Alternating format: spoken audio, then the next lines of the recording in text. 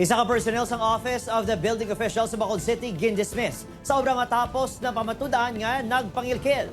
Isa pa kaupo niyo personnel gin-suspend. Yaring balita. Matapos sa masobra sa katuig nga investigasyon, tuoy sa reklamo nga pagpangilkil. Ginpapanaugan na sa dismissal order sa Bacolod City LGU ang personnel sa Office of the Building Official nga si Reinhard Saison. Ini, santo sa memorandum ni Bacolod City Mayor Albi Benitez sa pagpatuman sa administrative case number 24-001.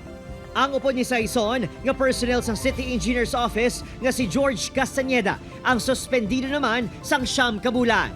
Ang duha ang ginreklamo sang pagpangilkil sa isa ka negosyante sang January 2024. Siya giniya ang part sang inspection team.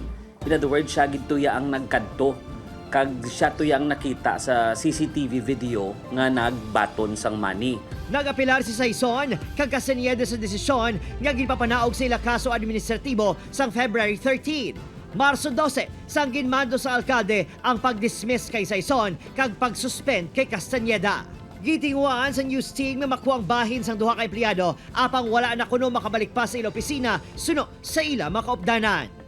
Samtang may panibago naman yung mga kaso sang pagpangilkil nga ginatutukan sang City Legal Office. Ang mga involbado, posible obo personnel man sa gihapon.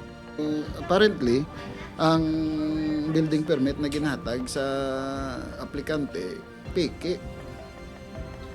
So pag-apply sa occupancy permit, piki ang basihan sa iyang occupancy permit. So involving fraud is dua ka incidents. Kasubong sang nagligad nga proseso sang LGU sa pag-imbestigar.